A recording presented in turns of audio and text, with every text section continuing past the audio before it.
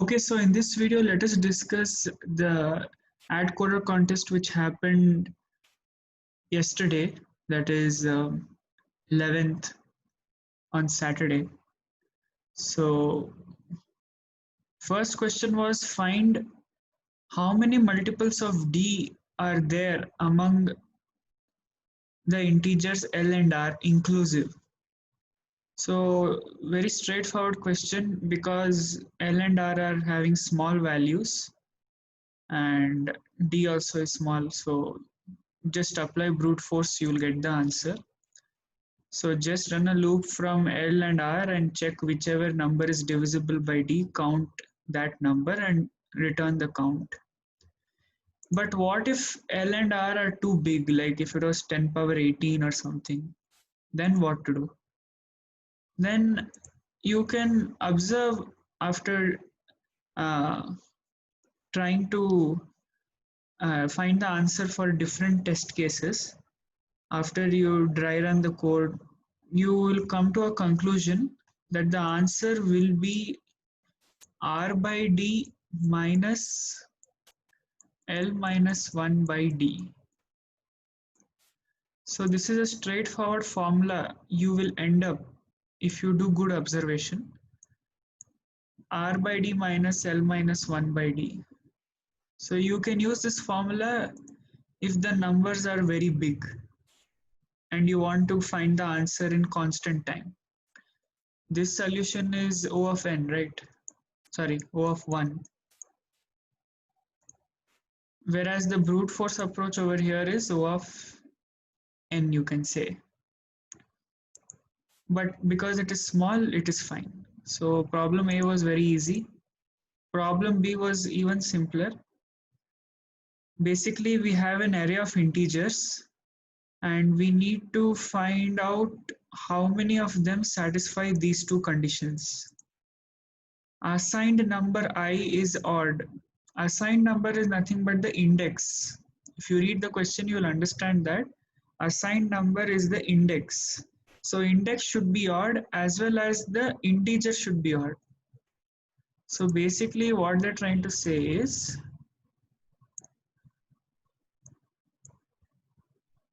basically if I say I runs from 1 to n, I mod 2 should be 1, I should be odd, and a of I mod 2 should be 1. A of I also should be odd.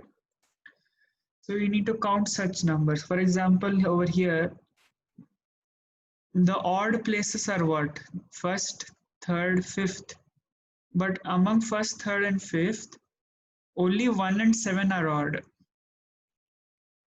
Over here, they're using some term square. Basically, these elements represent some square. But essentially, we just have to find out in which odd index there is an odd number. In which all odd indices there are odd numbers. That's it. So just use brute force only again. You'll get the answer. So I hope this was clear. Problem C. Let f of n be number of triples of integers x, y, z. Now again some conditions are given. X, y, z, all three of them should be greater than 1 and this condition should be satisfied. When you look at this condition, you might want to find, you will feel that you might need some maths formula to solve this more efficiently. But you just need keen observation over here. Let's look at n value. N value is 10 power 4. So for what all values of x, y, z will it be less than or equal to 10 power 4? What I'm trying to say is, suppose x is 100, y is 100, z is 100. What is the answer? Let us manually do it. X is 100, y is 100, z is 100. 10,000 plus 10,000 plus 10,000 plus 10,000 plus 10,000 plus 10,000. 60,000. 60,000 is greater than 10,000 because n can max to max take value of what? 10,000. So what I did was I just used brute force only. I used a triple for loop. I'm running each for loop till 100. So mm, my program will have a complexity of O of n cube only. The complexity will be O of n cube, but my n is max to max 100. So 10 power 6 iterations is okay. 10 power 6 iterations is okay only. So you can directly use brute force. But what is the question asking? How many triplets satisfy this condition? And we need to find all such, sorry, we need to find count of all triplets for each value 1, 2, 3, so on up till n. So we have been given n as the input, for example 20. So from 1 to 20, whatever is f of n, we need to print that. So how to print that? Just use hash table. Just keep a hash table. Initially all values are 0. And when you are using this triple for loop, you will calculate this value. This value is same as this one, okay? I just replaced x, y, z with I, j, k. So this will give some answer. I'm storing that in some variable and I'm incrementing it in the hash table. Just use hashing. This was a good question on hashing. You might have got TLE over here because you sometimes I found out that some of my friends used another loop.